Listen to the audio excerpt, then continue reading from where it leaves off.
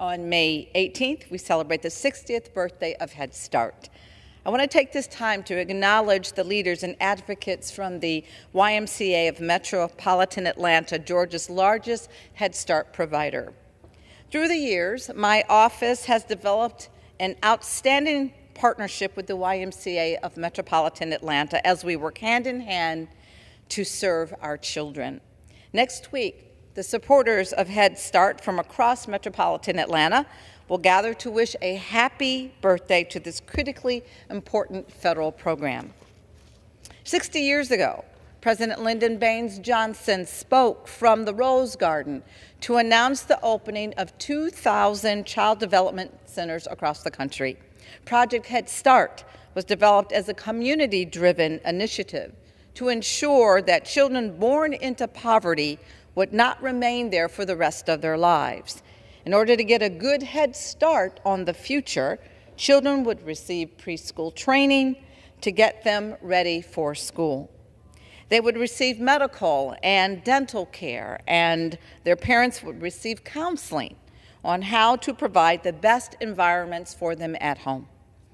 60 years later, Head Start's legacy continues to make America proud. This federal program has served nearly 40 million American children, from classrooms to the kitchen table. Head Start walks alongside our families and their young children to serve them through the 4 pillars of every Head Start program, from education, health services, family involvement, and wraparound services. The benefits of Head Start are clear. Children who attend Head Start are more likely to complete high school and more likely to enroll and complete college. They are less likely to have run-ins with the law, less likely to enter foster care, and less likely to experience poor health. I'm proud to serve in Congress with notable Head Start alumni, my colleagues such as Representative Tony Gonzalez, Teresa Ledger-Fernandez, Andre Carson, Johanna Hayes, and of course, Georgia's very own Senator Raphael Warnock.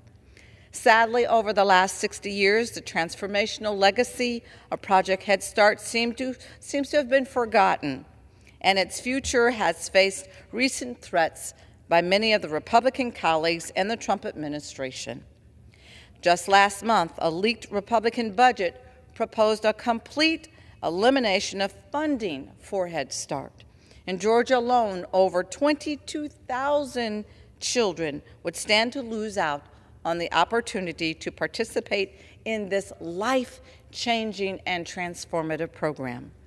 And as a mother who fights for the safety and success of every child in America, I will not be silent in the face of these attacks. That is why I've been standing up and sounding the alarm, working to educate people back home about what these cuts would mean for our community, not only in Georgia, but all across the nation. Georgia is facing a child care crisis. At a time when access to child care is severely limited, cuts to Head Start would impact not just the lives of the children and their families, but our entire communities.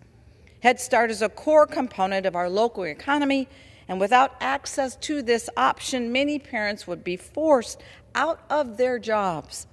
Head Start affords working families the peace of mind that their children are safe. They'll be healthy and well cared for during the day. Just as President Johnson did, we are continuing to fight for investments and opportunities for our children so that they have the tools necessary to achieve their highest ambitions.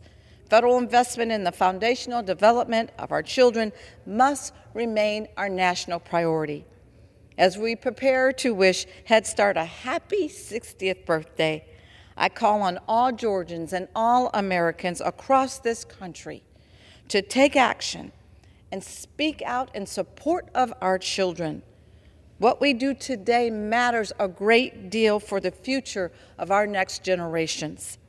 It is my hope and my prayer that 60 years from now, this body will be comprised of many more Head Start alumni, living proof that this program must continue. Thank you, and I yield back.